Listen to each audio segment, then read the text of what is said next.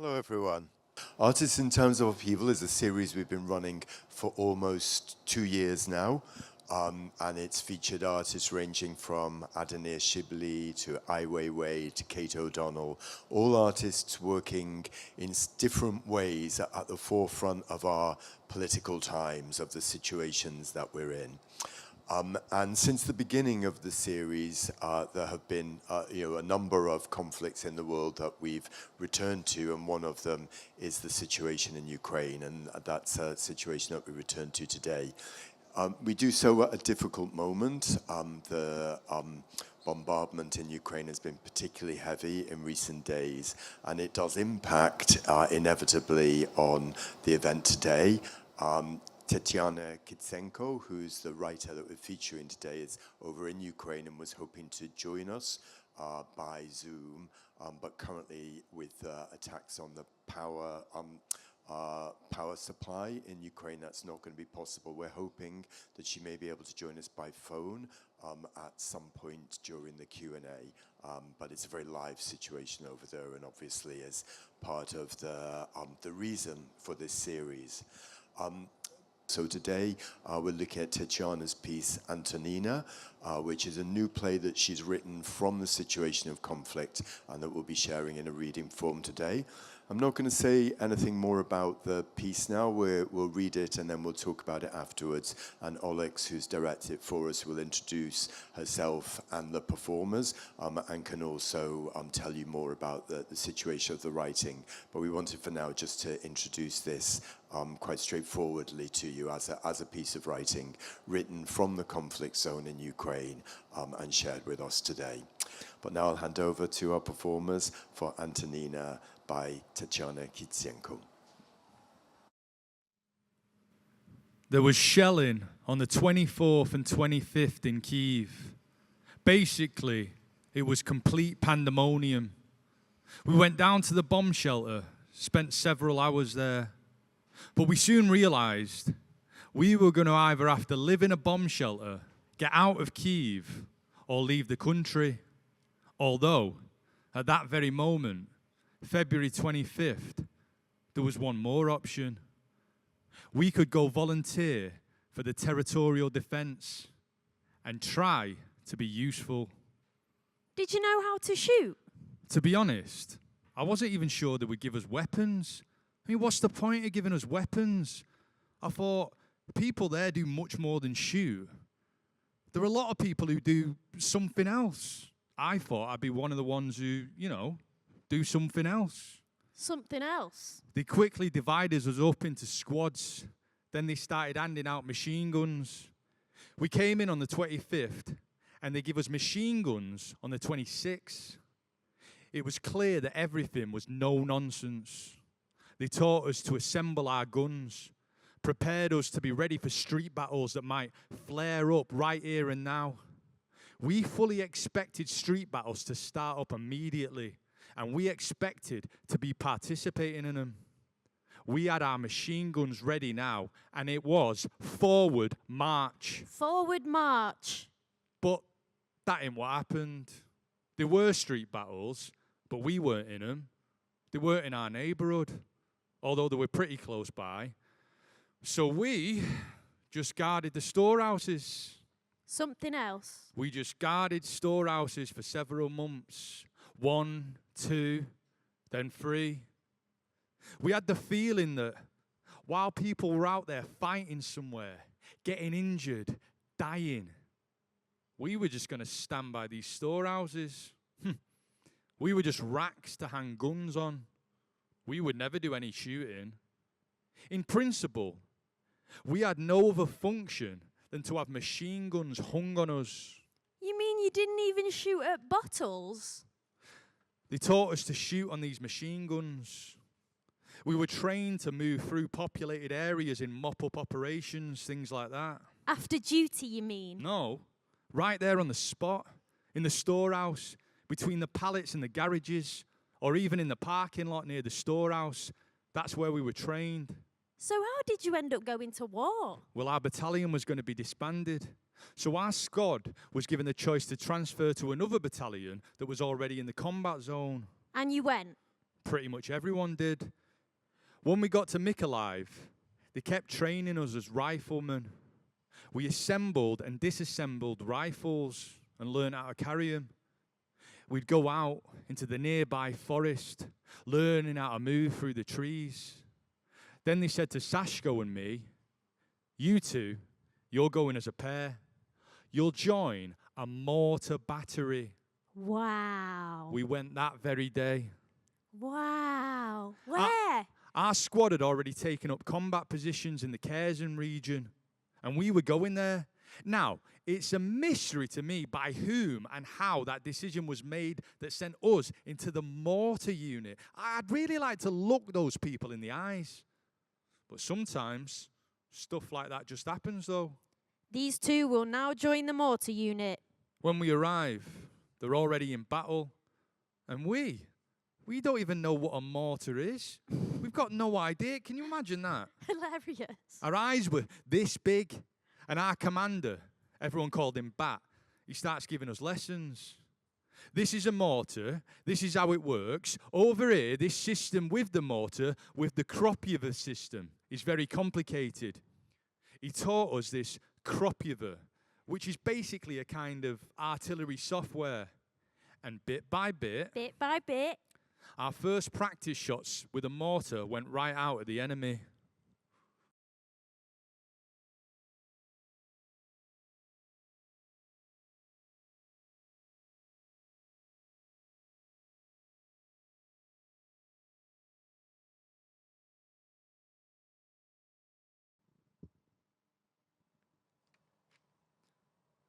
Hard. What's harder? Showers, finding a normal bed, washing clothes, finding a washing machine. Basically, I knew I didn't need much. But in the army, in the trenches, in combat positions, I realized I hardly needed anything at all. Just something to protect me head. Occasionally, a hot shower. You got a mattress? Super. Well, that's a win-win. You don't need much of anything for happiness. An orthopedic mattress? After that village near Kherson, which was bombed horribly, which was completely destroyed, we didn't even live in shacks. We just dug a trench for ourselves inside a cowshed because we knew they'd be bombing the shack, and they did. You lived in a cowshed? Under a cowshed, actually, because they were shelling us constantly. We burrowed into the ground, and that's where we lived, with no water, just a hole in the ground for 6 months. To no man does the earth mean so much as to the soldier, when he presses himself down upon her long and powerfully, when he buries his face and his limbs deep in her from the fear of death by shellfire. Then she is his only friend, his brother, his mother. He stifles his terror and his cries in her silence and her security. She shelters him. The hole, well, it was about, well, a lot smaller than this, but it was a trench made for 6. We burrowed in about 9 feet by 6 or something, probably about 9 feet deep, and then we covered it over. With cement slabs? If only. We just walked around with what was left of the village, gathering up anything we could. We covered the trench with boards, some tin sheets, other junk. Then we kept digging, filled bags with dirt, and covered everything else with these bags of dirt. And then we expanded it. We made more trenches inside the first trench. I had hamsters. We built beds down there, 6 beds. Then we started digging another secret passage where we hid when you were fired at? When the worst shelling began. We'd slip through these holes into the secret passage to places that had real concrete slabs over them. And there, you'd know that above you there was earth and a concrete slab. And on top of that slab, there was more earth. We had frogs and mice down there, things like that. I saw mice in your video. Mice are so cute. Mice? are a huge problem in the war. Oh, they gnaw on everything. They gnaw on all the food they can get their teeth on, no matter how it's stored. The only thing that keeps them at bay is the crates. Wooden ones. Iron ones, made from leftover shells and mines. Mice eat absolutely everything. Knobs on radios, the gunpowder and explosive. Now that was really fucked up when they ate the powder from the shells. You see, without the gunpowder, the shells won't fly, or they won't fly where they're supposed to. And mice, they will eat you alive when you're sleeping. They'll eat your fingers. Mice gnaw at everything. You can't exterminate them.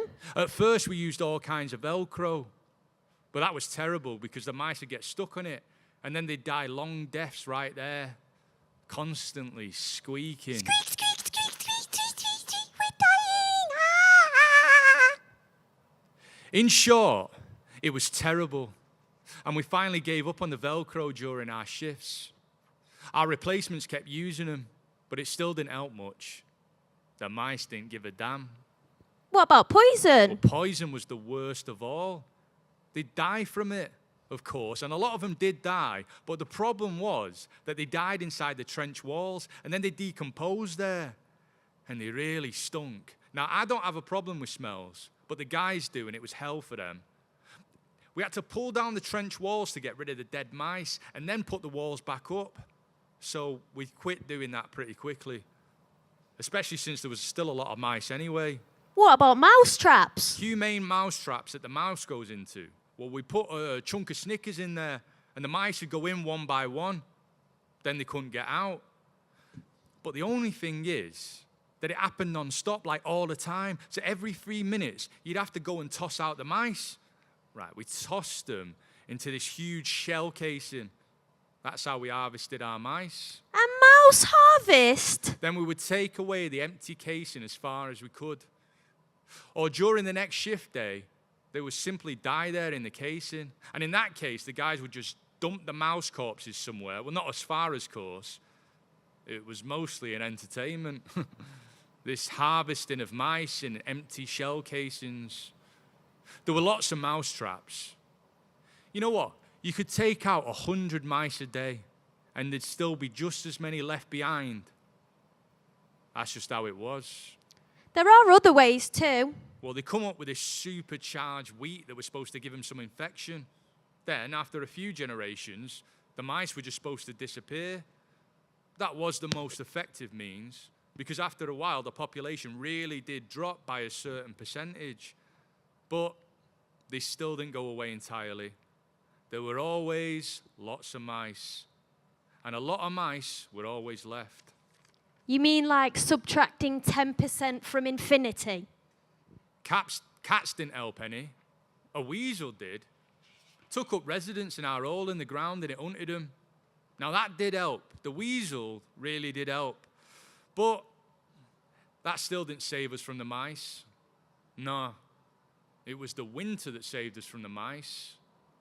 When it got cold, the mice disappeared. Tell me. What? Come on.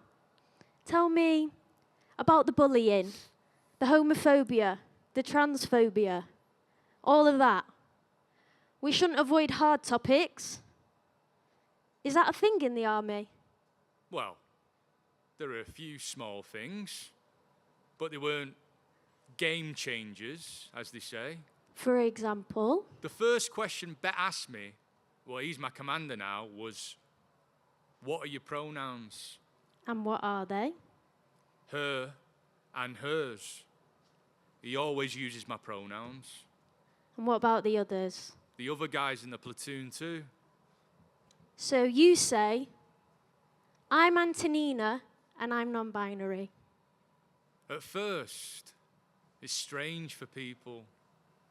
They're afraid or worried, or, as it seems to me, they didn't take me seriously. They thought I might do something. But then, when we got down to business, when we were engaged in combat missions. What was your first combat mission? They were making sorties to the front, and our platoon was supposed to go to the front line too. As commander, Bat had to go, and he was supposed to take one person with him. So I went up to him, and I said, Bat, if you don't take me, no one else will. It's now or never. And he took me. He did. And on my first sortie to the front, I lost my machine gun. The front line and you have no gun. I was so ashamed. I mean, how could I be at the front for the first time ever without a machine gun? What a fool I am. We ride there in a truck bed.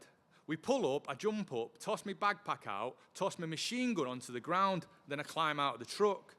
Bat tosses his backpack out, but another one of these men, he jumps into the truck and he tosses his machine gun in there. So in short, he's got mixed up and he's took my machine gun too. He threw it in the truck bed and then they just drove off. They took your machine gun. I start kicking the truck, but because you have to keep moving. You can't stop because everyone will just get shot up, so they drive off. And I'm realizing my machine gun is in there, and I'm just watching it drive off in the distance. So what then? To tell you the truth, in all this time, I haven't fired my machine gun even once at the enemy. So mortars are better. Back in Kyiv, we were nothing but human racks to hang machine guns on. Now, a machine gun, it's just an accessory that we carry around all the time. But there's no point to it. We aren't close enough to an enemy to shoot him with a machine gun.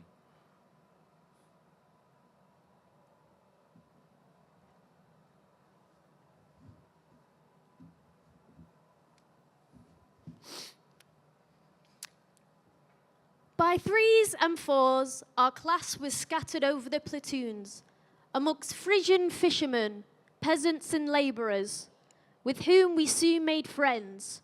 Krop, Muller, Kemmerik, and I went to platoon number 9.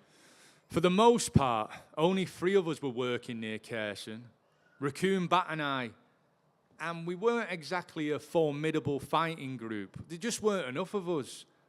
Then, the Transcarpathians joined us, Jew, Hamster, and Greek. It was a very small circle. 6 people. One platoon consisting of 2 mortar crews. That was enough to do what we needed. What did you do?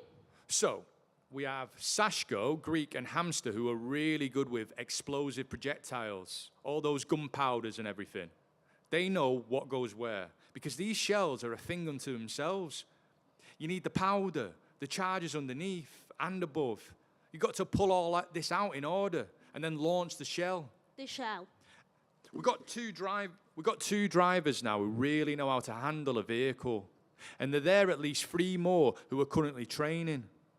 But we've got 2 really good ones. One of them, Greek, he will get us out of any shit. He is a real super driver. A Superman. There are 3 people who can work the Kropyeva system. That's Bat, Jew, and me. Now, Bat is a god with a Kropyeva. He taught us everything about it. A god on Kropyeva. Kropyeva is a system created specifically for the armed forces of Ukraine, specifically for artillery, for spotters, a special system. Bat, he's the IT guy. He can contact the IT guys who develop the Kropyeva thing so that they can work out all the glitches. Everyone's got skills of some kind. One guy can do one thing, another can do another. Different groups constantly coming together in this big puzzle. What if I get sick? If I have a fever or a runny nose? There was one time when half of our platoon was down sick, and the next platoon over, which was working with us in the rear guard, well, they were all sick too. It turned out that just 3 of us were in working order. So we were doing 24 and 48-hour shifts. I had one shift of 48 hours. And boy, do you work. So, do the sick ones receive treatment? Sashko had a bead on this. He's responsible for all the medicines, for everything in the first aid kit. What about a cook? Well, earlier in our previous companies, we did all the cooking. We were responsible for the food and everything else. But now the Transcarpathians, they've replaced us, of course, because they can cook way better than we do. Yeah, they cook really well. Jaden gives an account of his national dish, broad beans and bacon. He despises it when not flavoured with bog myrtle. And, for God's sake, let it all be cooked together. Not the potatoes, the beans, and the bacon separately. The Transcarpathians, they all speak their own language, their own dialect. Do the Russians understand intercepts? At first, we didn't even understand, like nothing at all. They say something and we're like, what? What?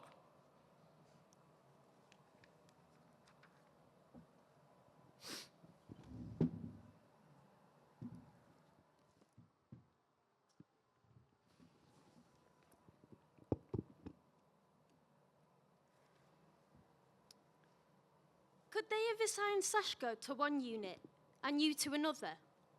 I don't think so. Well, first of all, everyone knows we're a couple.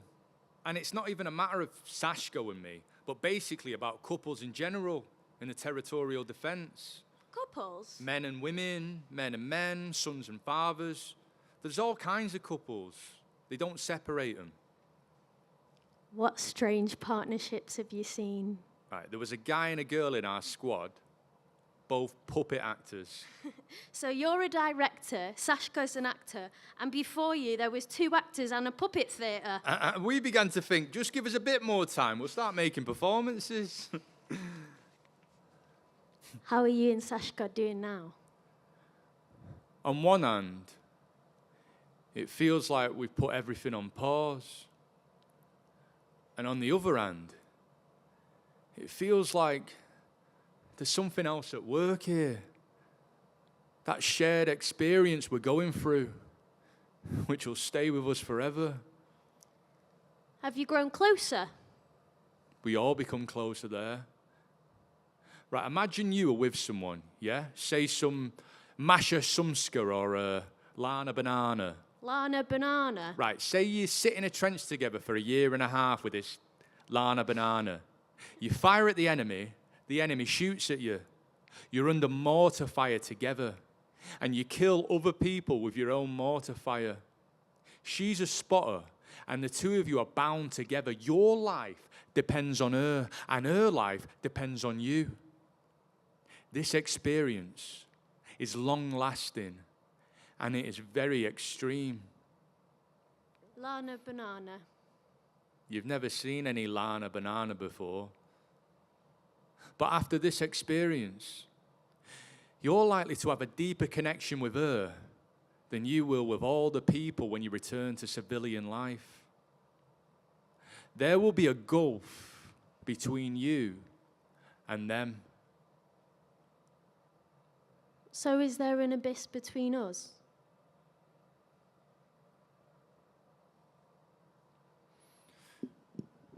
Now, we work with all kinds of mortars. 60, the 80, the 120. Is that the caliber? Now the 60, that's hardly worth talking about. There are 2 types of 60s. The long 60, which at least has some range, and then there's the very short 60. I mean, it's literally like this big. It's just a little far. It can only shoot as far as you can see. In other words, when we shoot at the enemy, he sees us too. That was our very first mortar.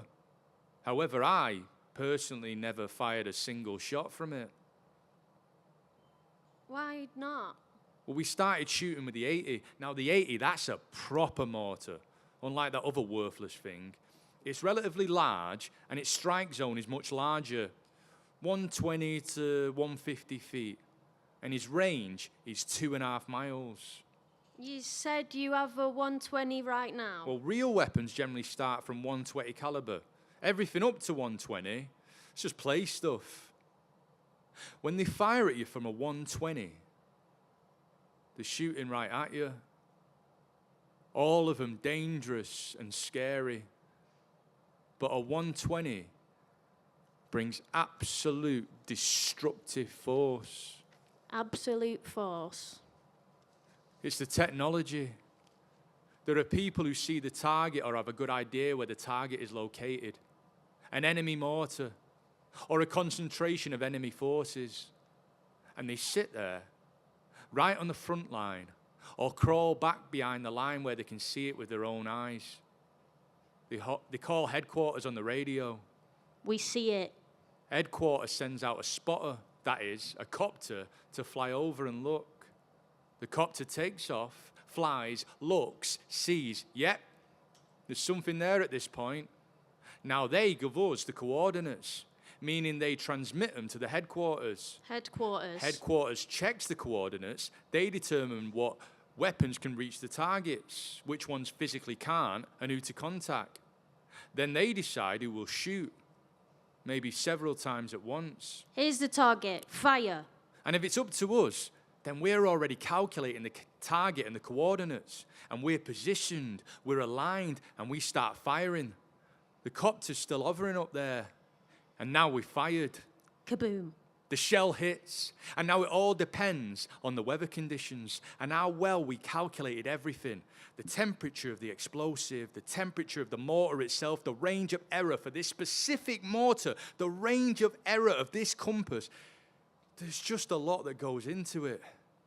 And either way, it is very rare, almost impossible, to hit something like that with the first shot. It just doesn't happen like that. So we hit someplace, the copter sees where, and then he says, the error is thus and such, we need 300 feet left and 150 feet deeper. So we make the calculations, recalibrate, and the estimate by 300 and 150 feet, fire a second time. Now, as a rule, we don't have a direct hit this time either. Kaboom, kaboom, kaboom. Well, now this time, we will hit it. And they haven't hit you yet. They still have to find us. We've fired a series of shots and we're keeping it under cover. The mortar. Yeah. Under a net or bags or something. Near Bakhmut, everything was covered in snow. So we cut up a white bag and the mortar looked like a snowdrift. It's not even visible from down the road. You'll walk right past it, but you'll never see it. Invisible. Some guys bury the mortar completely in the ground and cover it under the soil with the shields.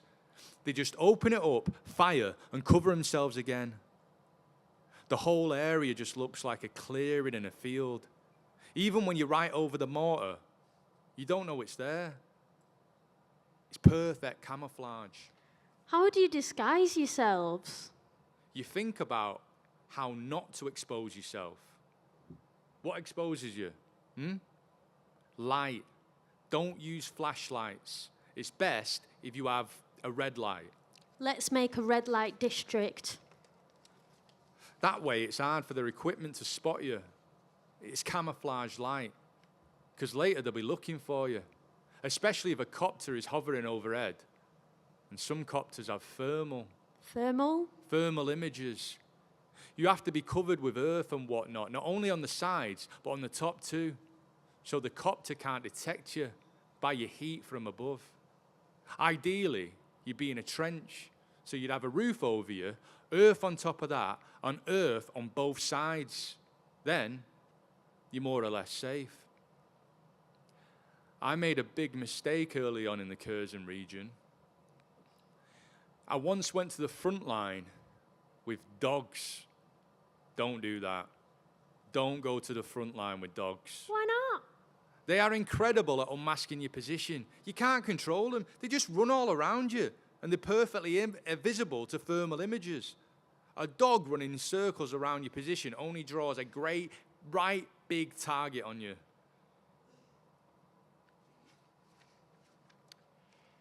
The corned beef over there is famous along the whole front. Occasionally, it has been the chief reason for a flying raid on our part, for our nourishment is generally bad. We have a constant hunger.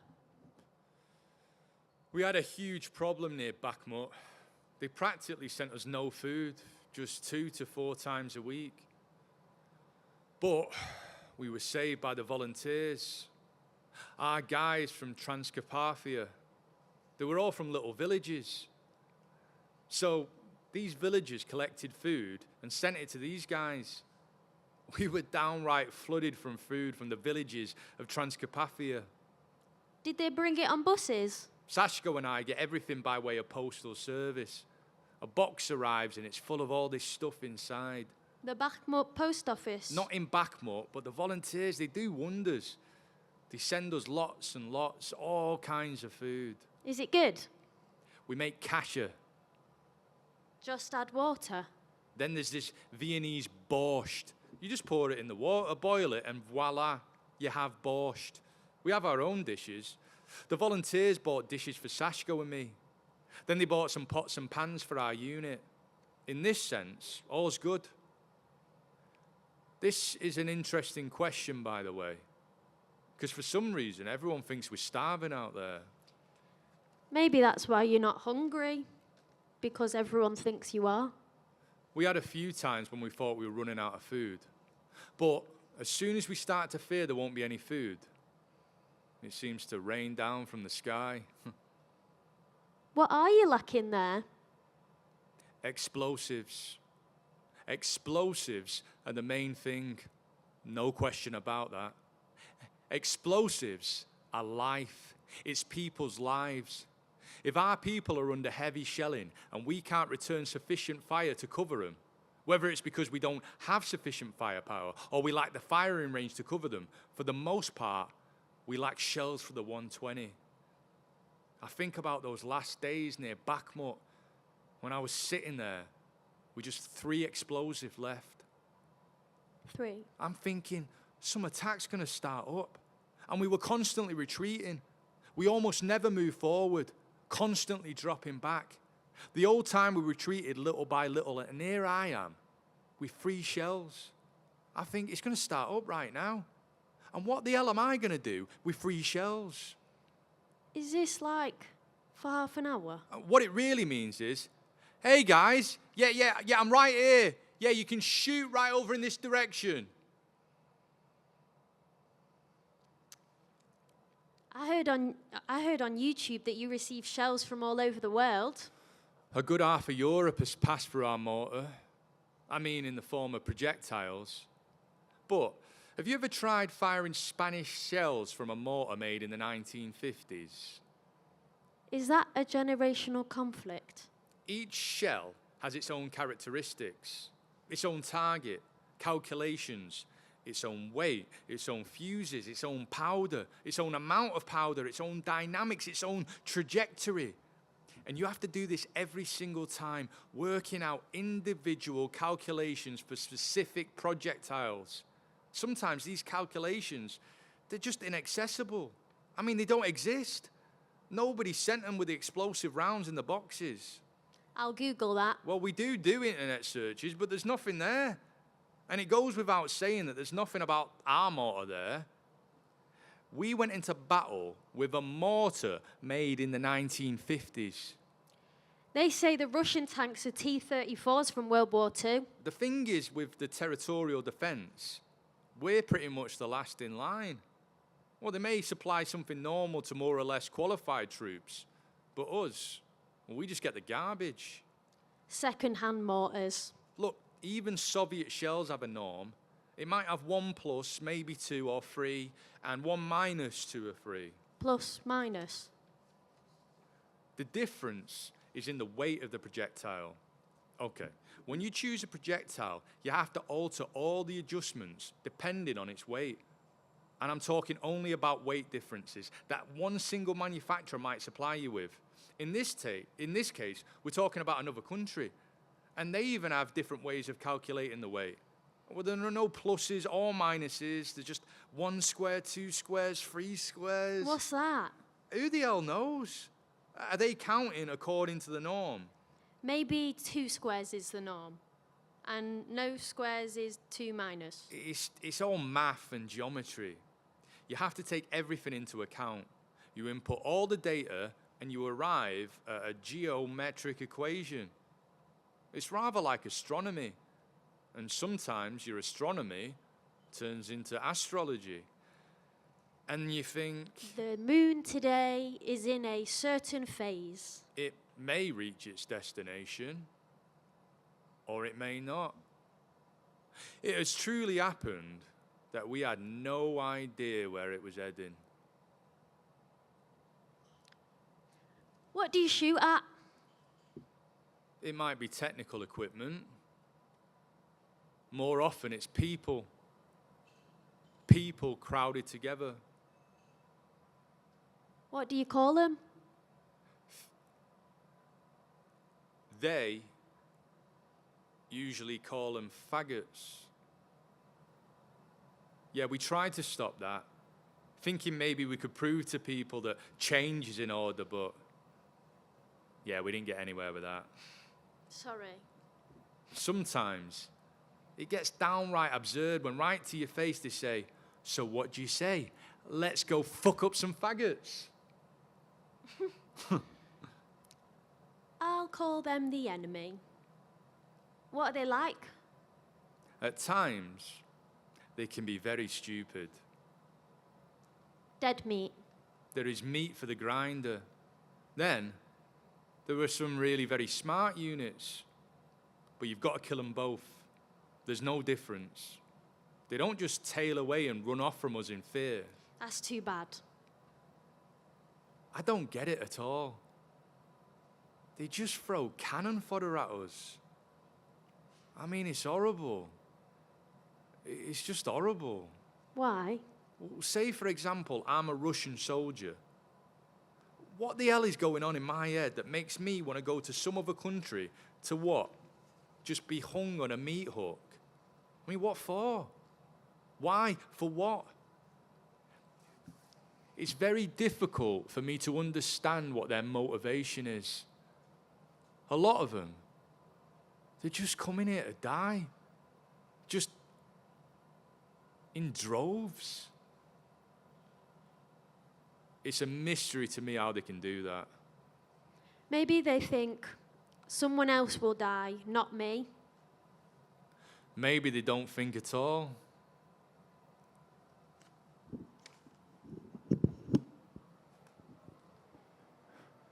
They have this tactic of running right at our trenches. They wear no protective vests, nothing. They just run at our trenches. And when they get right up to our hole in the ground, we can no longer shoot at them, because then we start hitting our own people. So they run, and we fire away at them. It's so simple. Just shoot to your heart's extent. The warrior's hand was exhausted. In the first days near Bakhmut, we still had lots of explosives. Oh, it felt really great after the problems in the Kherson region, where we had to go through everything underground. Finally, we have a chance to do a lot of shooting. We have a lot of shells. The enemy's gathered in a tight group, and we have the necessary coordinates. Plus, they weren't returning fire yet. Oh, the conditions were fantastic. You're just cutting the enemy down. Still, that was only in the early years.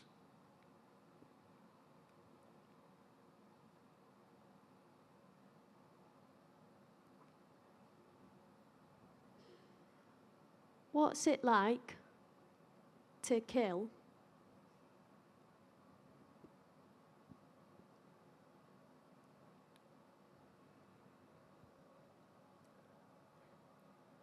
That's something I thought about from the very beginning. When we were finally given machine guns, I thought, now we're going to shoot. They said, you're finally going to see the enemy. And I think, I'm going to kill people. I'm going to shoot at him. I think, I could not imagine a situation where I would kill someone.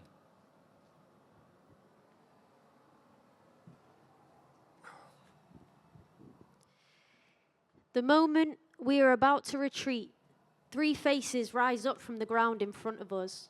Under one of the helmets, a dark pointed beard and 2 eyes that are fastened on me. I raise my hand, but I cannot throw into those strange eyes. For one moment, the whole slaughter whirls like a circus around me, and these 2 eyes alone are motionless. Then the head rises up, a hand, a movement, and my hand grenade flies through the air and into him. I didn't see the enemy's face in Kyiv, and I don't see the enemy's face on the front line. I don't see these people. I don't see these people's eyes. I don't know who these people are. And we're all firing. I'm not shooting alone. We're a group. Who among us is responsible? The gunner? The mortar commander? The one who delivered the projectile to us? Or me, when I pulled the string? Which one of us is responsible?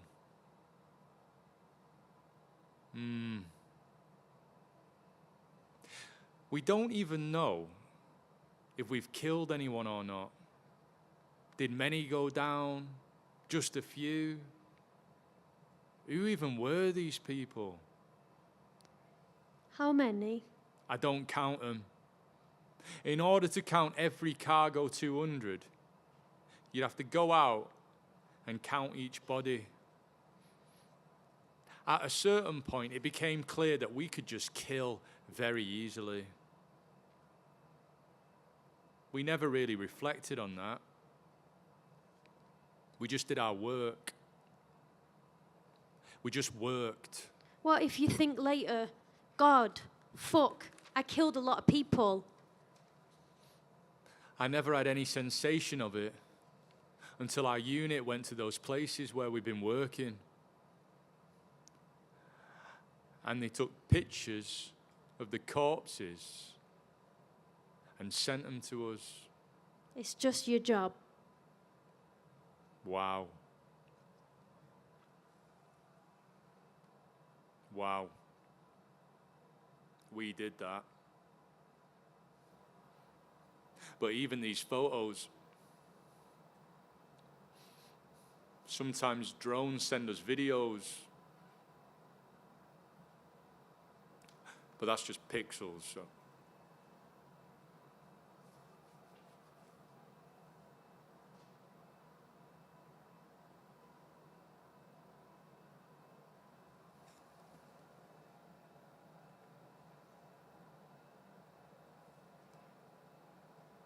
When it rains in the fall, it's so cozy at home. What about where you are? That time of year, all the fields turn into swamps, and you have to drive vehicles through these fields. They get stuck in the swamp very quickly. Did yours ever get stuck? We had to get another vehicle. We abandoned ours, we got out, and right there, phew, we were saved by the fog because the drones couldn't see us yet. We went on foot to another vehicle so it would come pull out the first vehicle. We get back, tow the first car out, and now we both get stuck. I mean, we are fucked. We can't pull either one of them out, and both are stuck. Only a tractor or some super powerful vehicle will ever pull them out. What if there's no fog? It happened near Kherson, where someone got stuck like that. And the others came to pull them out. So this crowd of people come under serious fire. A lot of them are wounded. Cargo 200. Finally, one of our comrades got him out. The guy who called him on the radio. Both his legs were shot off. He had no legs. He twisted this thing on himself. Not a constrictor, but this. Tourniquet. And he was still able to call on the radio. We weren't engaged in the evacuation, but we saw the car after the evacuation. and it was all smeared in blood. We were near Bakhmut, stationed at the 88th kilometer, and there was an evacuation taking place nearby. Guys were also being taken to the evacuation point. These guys, they had no legs either. And then they put his leg in separately. They loaded him in and said, "Don't forget his leg." Hey, you forgot his leg. And then there's this boot on it. A piece of it with these things, maybe somehow, I don't know. Maybe they thought they could sew that leg back on somehow. I don't know. But they took the leg with them.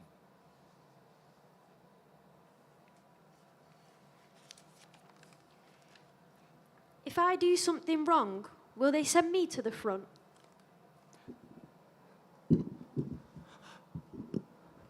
I often hear about someone behaving badly, and they're supposed to be sent to the front. Now, I'll say this.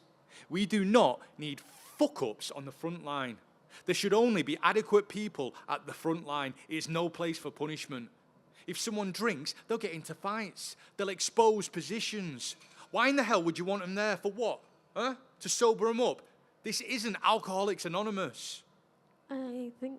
We had one guy in my very first company. Now, I don't want to lie about his age at this point, but he was very old. Like Biden. And he slept on the floor next to me. And I kept thinking I would wake up and he'd already be dead. Better Putin But he went to war to defend his homeland. He had a sense of duty. He had a high rank. And there he was, sleeping on the floor on sleeping mats, in the cold, mildew everywhere around him. And it was clear He was that really... he went out on all the shifts, 2 hours long, in the cold, in the open air, in the wind. And we see that it's like... It's impossible. He proved to us over and over and over again that he was still a badass and that he could do it. In the end, though, he was decommissioned. He fought it. I'm not old, I'm good. Or say, you have a really good person, yeah? Really positive and kind, but you can see immediately, this guy shouldn't be handed a weapon. But this is precisely the case of someone being told, off to the front, kill Russians, go. And he won't refuse. He'll go to the front and follow every order. But he can't do a damn thing. He can't handle a machine gun. He can't handle a mortar. He can't handle anything. So obviously, for better or for worse, we protected people like this. We kept them sitting in place at PPD. At what? At the place of permanent dislocation. We kept them busy with other tasks. Something else. At a certain point, it was decided that our unit needed reinforcements there at the front. And since this guy wasn't performing combat missions as a mortar operator, but you see, he wasn't in combat, not because he didn't want to be, but because no one would want him there. You don't want this guy working a mortar. This guy is simply not made for war. There is a huge neon sign hanging over him. This man is not made for war. Not for war, not for war. This man's not for war. He survived. He's alive. Yeah, he's fine. But he had his arm ripped off. I remember we were all very, very angry about that.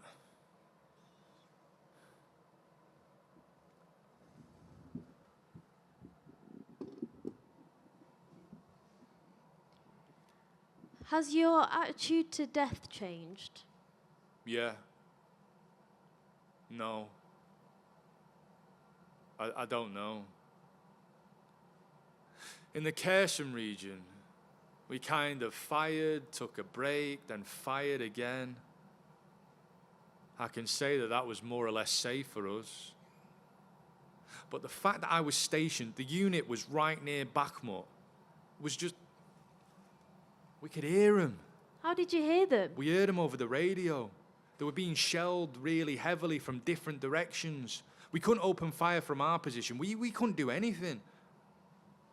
At one point, it became clear that we were simply being buried under these. Kemeruk is dead. Hivestus is dying. They will have a job with Hand Kramer's body at the Judgment Day, piecing it together after a direct hit. Martins has no legs anymore. Mayer is dead. Max is dead. Bayer is dead. Hammerling is dead. There are 120 wounded men lying somewhere or other. It is a damnable business. And there were these two, a father and a son. The father covered his son with his body, but that didn't save either of them. And this was all happening live, right there and then. It's a hard blow to morale when there are casualties, especially if there are a lot of casualties, especially if there are an unbelievable lot of them. In that case, I would say it's clear. Everyone has to be withdrawn immediately.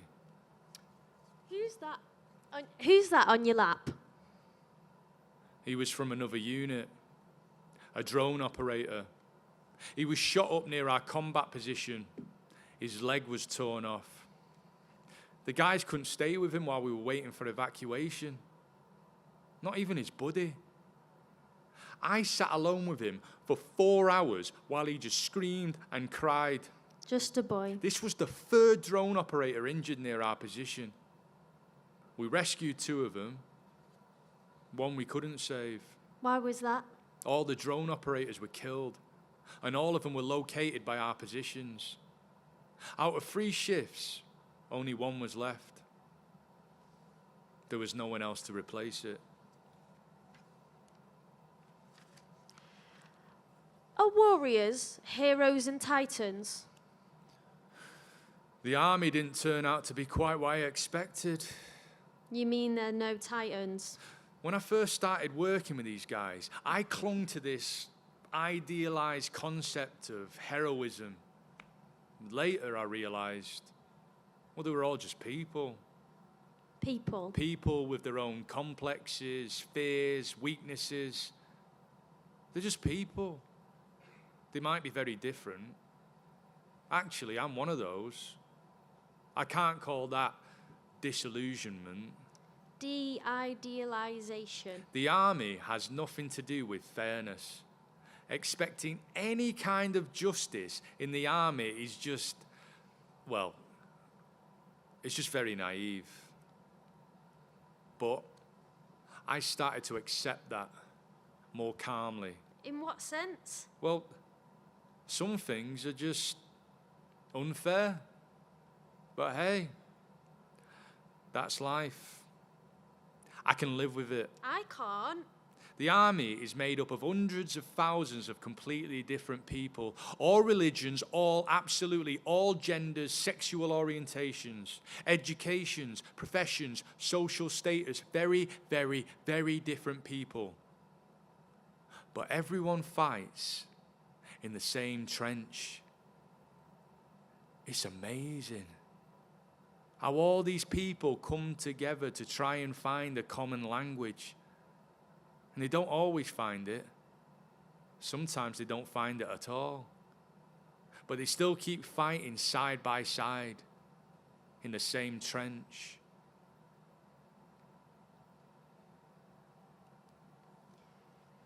Did Titans poop? Where did you go bathroom? Right, it depends on where you are. During shelling on the firing line, you might think you have to go, but you probably won't be able to. I mean, you'll have to get out. Sometimes they dig a separate trench for the toilet, but that's really rare. Sometimes you haven't dug one yet, but you can't wait. Then, to the joy of the 4 winds, to the joy of the 4 winds, you squat down. And if incoming fire starts up, you cut short your interlude and quickly jump into the trench. Here, let me cover you. When we were near Chernobyl, we settled off into a house. There was a toilet there, but it was an outhouse in the yard.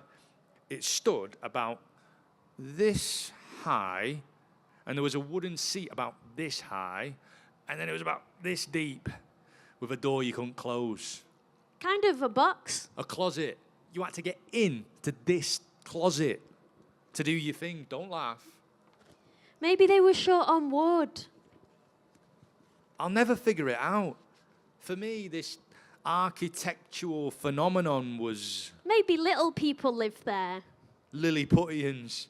Because it was so strange. Like, it was physically impossible. Like, why would you do that? You go into the toilet cabin like this. And you can't close the door because you can't fit all the way into the booth, and the door doesn't close, so you're just standing with your feet outside. When we went to the toilet, we always announced, I'm going to the toilet. Don't come over here. You sit down, and it's even worse when the process is over. Now you've got to take a piece of paper. And you're here in this position, half in the toilet and half outside. So go outside and finish the process. Right. Sometimes I was even able to just close the door. How'd you do that? Well, you squat down like an eagle, and in that position, you can kind of close the door. That must be pretty claustrophobic. Right, you sit there, and the ceiling's right there, and then the wall's right there, and you just do your thing. Maybe it was constructed like that precisely for that position. Yeah, it's true. There were some yogis living there back then. You climb in like this, not like that, and then you stand. Ashtanga yoga. But we never came up with any asanyata piece standing up.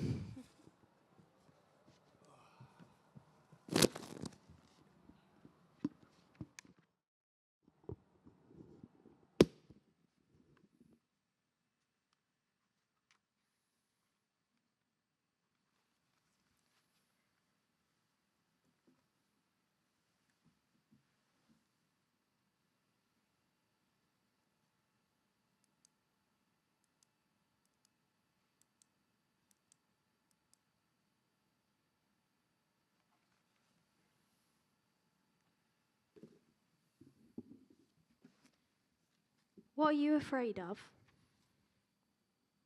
I'm terrified something will happen to Sashko. It's scary. There are times when he goes to combat and I stay back at the PPD. It's scary. I listen to everything on the radio. I listen to what's happening. But when we're together, then I can control the situation. Really? Well, in that case, I understand what's happening. I can influence the situation somehow. I can't influence the situation from here. I can only listen to the transmissions, guessing what happens next. It's scary. How do couples live when one is in combat and the partner is far away somewhere? You can have an heart attack waiting for the news. Why is Sashko on leave now, but you are not? When we first came back from Kherson, I felt like I was slightly intoxicated in Kyiv. I felt like I wasn't part of reality at all. That I was in some kind of parallel reality. And the second time? Well, that was easier. But it still felt like I was totally out of touch with what was happening in the city. Oh, so you all hang out at coffee houses, drinking lavender coffee creams. I can understand anything. I understand that without lavender coffee creams, in principle, there would be no Ukraine. And yeah, it's great that lavender coffee creams are out there to be sold and bought. Like, it is wonderful. I'm only a little worried that people are going to get tired of the war, that they'll just get used to it. And as happened before the full-scale war, people might think, yeah, there's a war going out there somewhere, but there's no war here. But there is war here. These days, I feel more comfortable in combat than I do in Kyiv. I don't know why I'm here, but I do know why I'm there. I don't feel useful, needed, or beneficial here in civilian life. back there, I know what I can do. I understand how it works. Everything is just more or less simple and clear. We are fleeing. We fly from ourselves, from our life. We were 18 and had begun to love life and the world, and we had to shoot it to pieces. The first bomb, the first explosion burst in our hearts. We are cut off from activity, from striving, from progress. We believe in such things no longer. We believe in the war. What if you get used to killing? Look, they kill there, I kill, everyone kills. It's just a job. But it doesn't mean that I or someone else from our platoon will come home and start shooting people up. You think so? They are very good people. Sashko and I do theatre. Bat is an IT specialist. The Transcarpathians are tractor drivers, chauffeurs and the such. We had lawyers there. There was one guy in our very first company, one of our group, he was in a platoon. He was an embroiderer. You mean he did embroidery? And here, he's a widow maker. Or those two. The actor and actress from the puppet theatre. They've been doing that all their lives. A bear, a spinning top, a fox. Now they both carry machine guns. And I doubt that all these people, after their experience, will come home, pick up a knife, and start slashing everyone.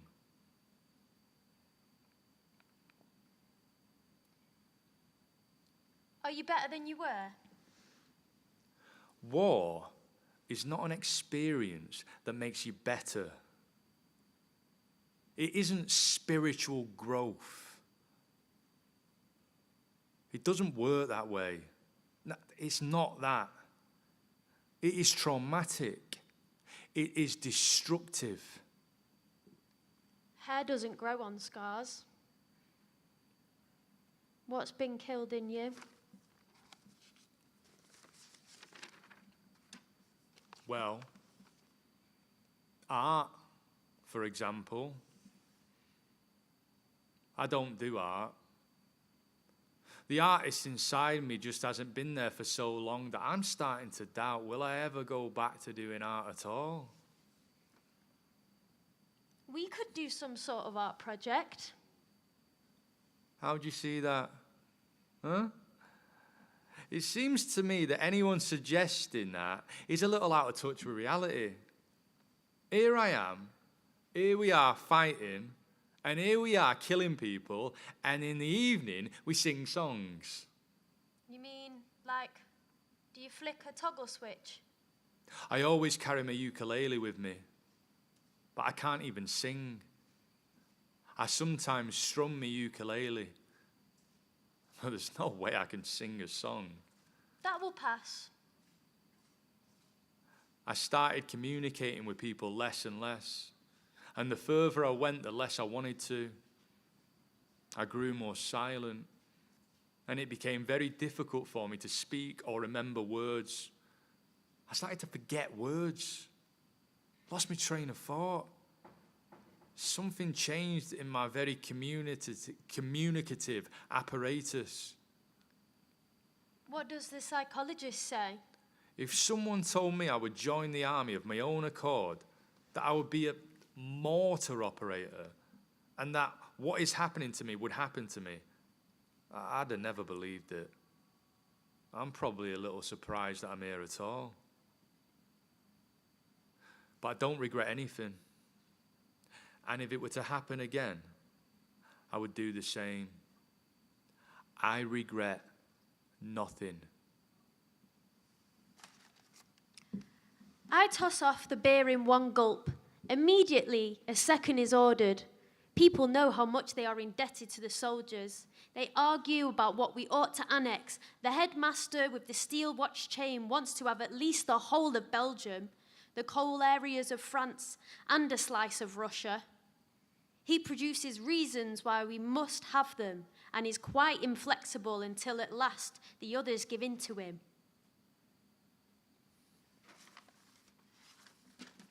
What is that you're reading all the time? All quiet on the Western Front. Well, there's nothing quiet here these days. Remarque was writing about himself. It's a very pacifist novel. Pacifist, because Germany was the aggressor then. We are defending ourselves. Everyone here these days has to learn how to shoot and drive a vehicle. Those are the two things every civilian has to learn now. Automatic weapons are a must. Driving a car is a must. Have you taken any lessons in handling automatic weapons? No. Well, do. It's time. These days, absolutely everyone should be able to do these things. Regardless of sex, gender, age, the machine gun, now that's the easiest. But it's the most important thing to learn. And driving. But the gun is more important. We didn't think about it before. But there are not enough people who know how to drive. And it's not enough just to be able to drive there, because you are constantly driving in super extreme conditions. You drive through swamps really fast, then you unload really fast, and then you drive away. Drivers are worth the weight in gold. There are mines everywhere in the swamps.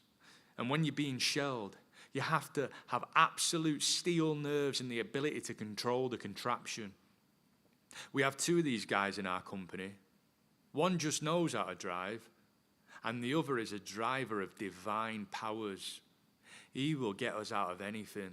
If we are in a super extreme bind, we know Greek will definitely get us out. The most difficult moments are entering the position and leaving it. Everything here depends on the driver. A driver is life. A good driver is life.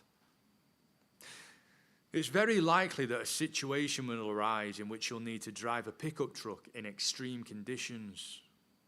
There won't be anybody else. Your life will depend on it too. You may have to get behind the wheel and go. When I was on leave, I took my driving test, studied all the traffic rules. Unfortunately, I failed. So why do we need traffic laws in war?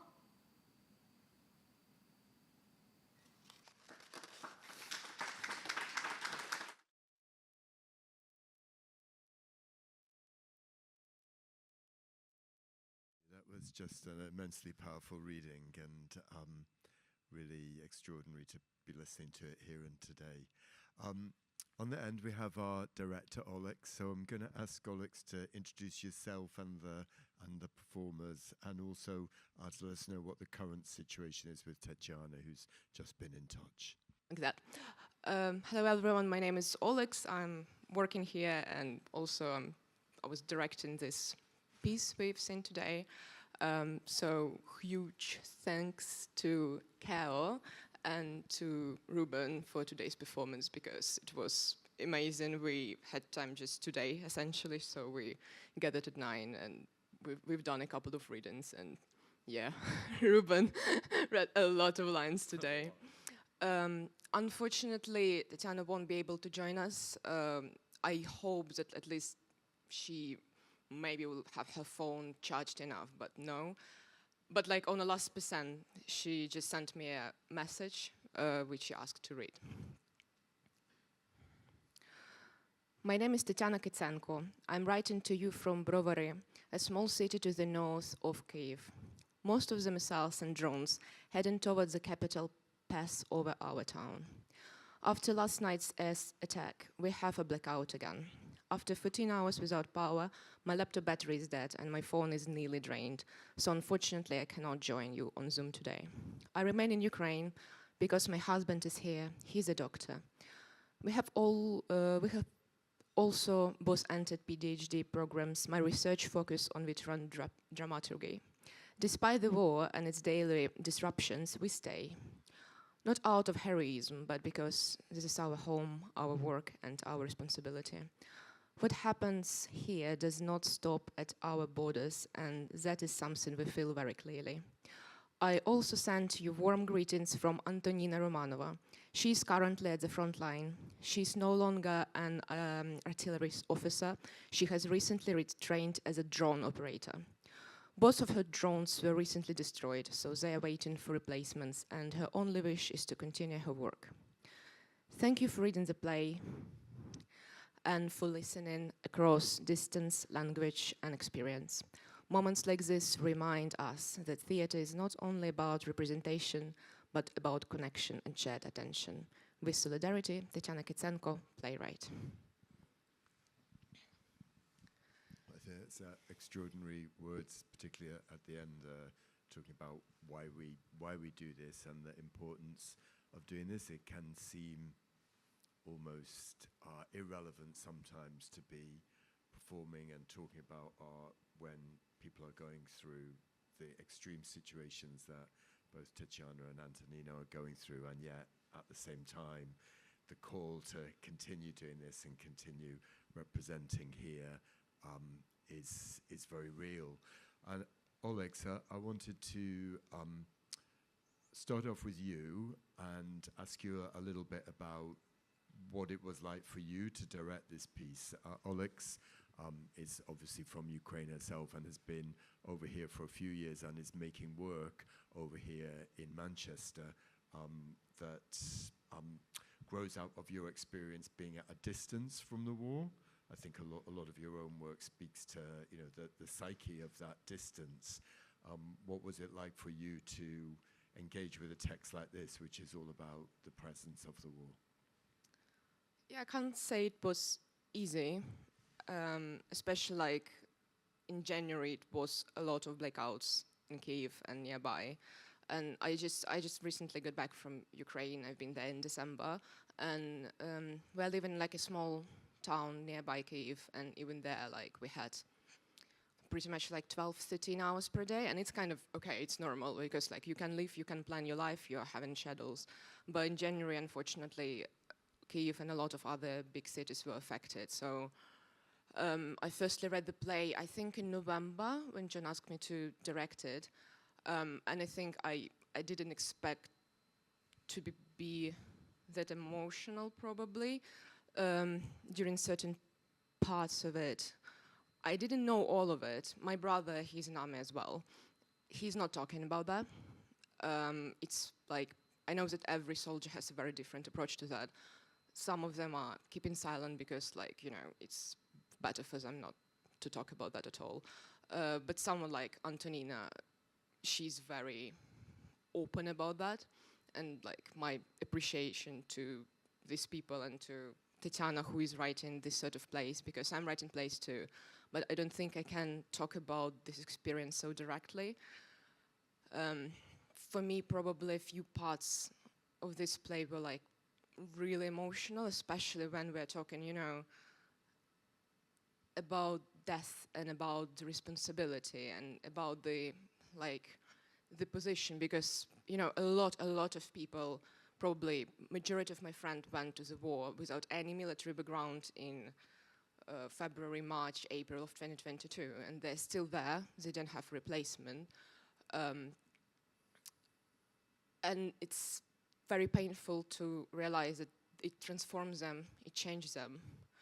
And it's painful just to understand that even today Tetiana can't join us because of it. And the play was written in 2024 and it's 2026, and we're not just still there, but it's becoming worse and worse and more complicated. And for me, especially when I'm getting back from Ukraine, I'm trying to go once per year for Christmas to spend time with my family. I think I've got like these two sides of reality. When one is because I'm very happy here, I think, and it's kind of one part of me which is living here, trying to create something, so like, normal life. But something, because I moved by my own, so like my entire family is there. But like this is always on my background, so like this is always the part which I just can't forget about. So like, yeah, I'm not under the attack because, when you're in Ukraine, obviously you can't really sleep nights, especially when we're under the shelling. Obviously here I can sleep, but like every morning I'm waking up and I'm checking the news. I'm checking if my hometown was affected, if Kyiv was affected, if all the friends are alive. And it's kind of became my routine, but like it's very not normal. And I really hope we will be in a space when all of this will be over. But for now, yeah, just coming back to the question, I think even today, in certain moments of the rehearsal, I was more emotional than I expected. Thank you. And Ruben, that was a heroic piece of work by you. It was really, it's an extraordinary text and a lot to work out and work through, and we didn't give you long to do it. What was it like for you to come to that text, and how did it feel performing it and making those leaps between, talking about death and destruction and talking about how to go to the toilet in a war? Yeah. It was, obviously we just worked on it today, but, I got the script through a few weeks ago, and it was really important for me to read this script because, sometimes, when you see stuff on the news and you've got all the facts and stuff, actually it's just nowhere near as powerful as just hearing someone's direct account. And even just the personal stuff are just about like the mice and stuff and living with mice. I mean, you're just not going to know stuff like that. And obviously that's not the most important thing in the world, but just all the extra detail and stuff.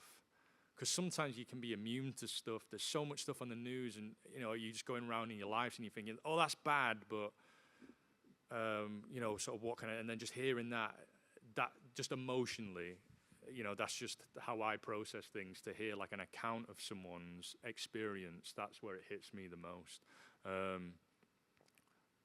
And yeah, I think, what was interesting approaching it is that obviously, it says in the piece that they've sort of give up on art, but obviously that's the writer. They've written this play.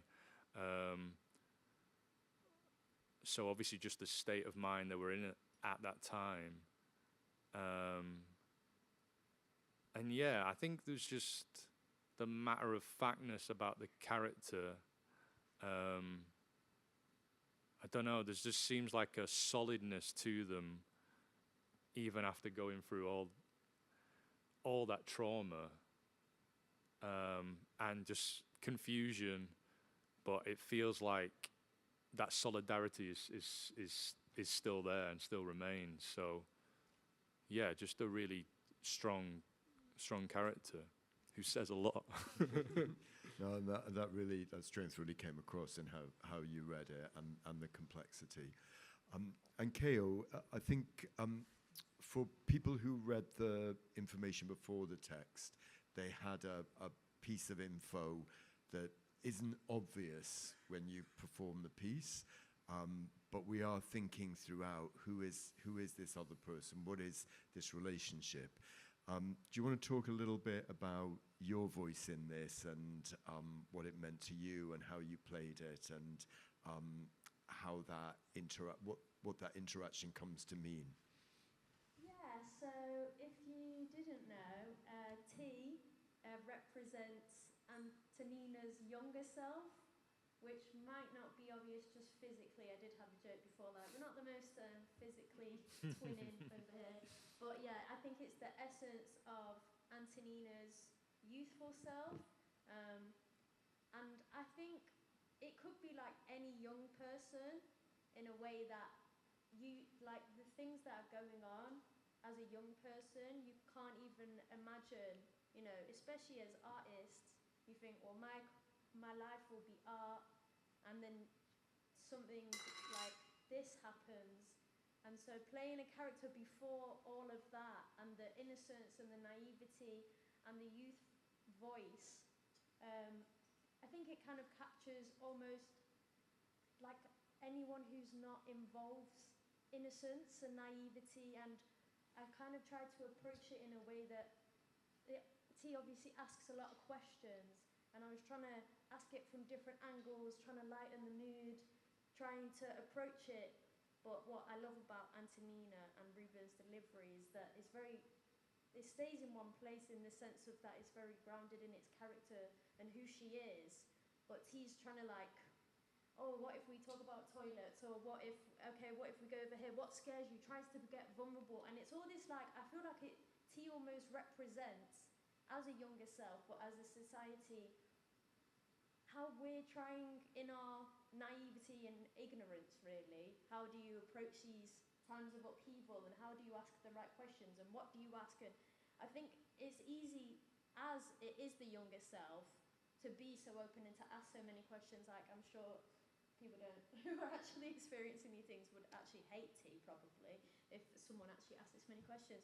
But I think it's this way of, like, it's obviously a bit otherworldly, supernatural, younger self, but they probably would have all these questions and want to know what happens. And I think, I just try to approach it with lots of different emotions.